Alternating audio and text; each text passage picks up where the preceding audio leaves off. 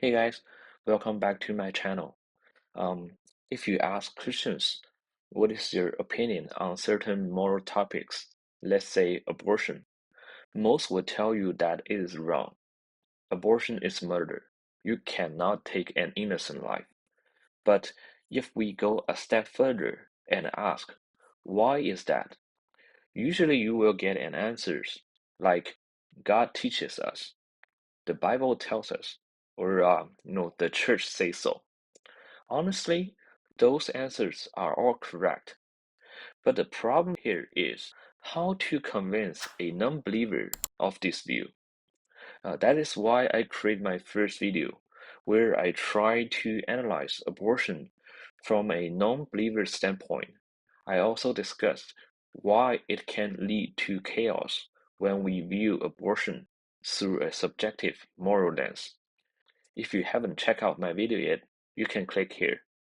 I think most of us, as long as we are reasonable, can agree that murder is inherently wrong, even if you don't believe in God.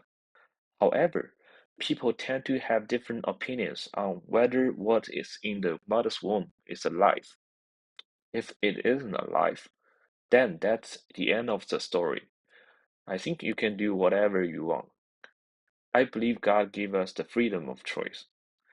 So why do Christians believe it is alive? In fact, other religions, like Buddhism, also believe abortion is wrong. So what makes Christianity's view different from Buddhism's? For non-believers, they might say, that's your moral standard. Don't pose your Christian or Buddhist value on me. But here is the thing. If you remove God from Christianity, then it becomes no different from any other religion or moral philosophy. Every moral judgment becomes subjective. If there's no God, then there's no objective moral standard. And without an objective moral standard, the entire abortion argument, along with other moral debates, become meaningless. Why? Because it's just merely your opinion versus someone else, with no right or wrong way to approach it. Actually, you can't even prove murder is wrong based on a subjective perspective. It might be widely accepted as wrong because most people think so, but that doesn't make it objectively wrong. It is like beauty is subjective, and the same goes for people's preference for certain food, like olives. Even if most people like olives, that doesn't mean olives are objectively delicious. Personally, I don't like them, by the way, because the word delicious is a subjective judgment, and everyone's taste and preference vary. In fact, a consequentialist might argue that murdering innocent people could be the right thing to do if it led to a better overall consequence, if it caused more pleasure than pain, or saved more lives than it ended.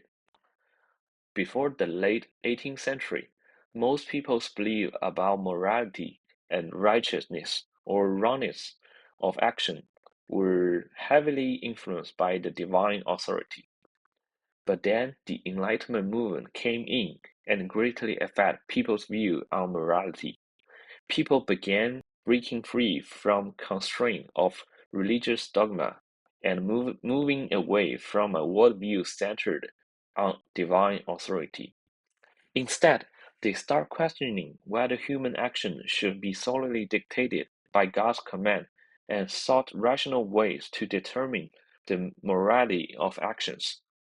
However, none of these modern ethic theories are perfect.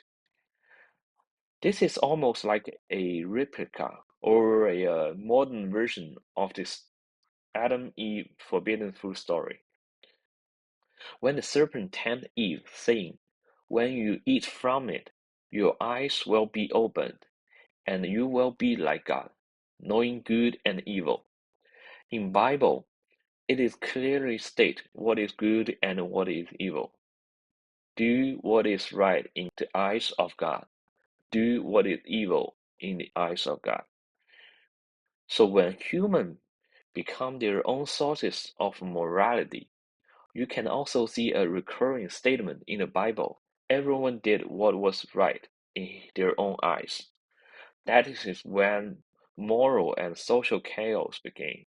People act according to their own judgment rather than following a divine law. This is exactly what we are experiencing today. Thank you so much for watching. I will see you in the next one.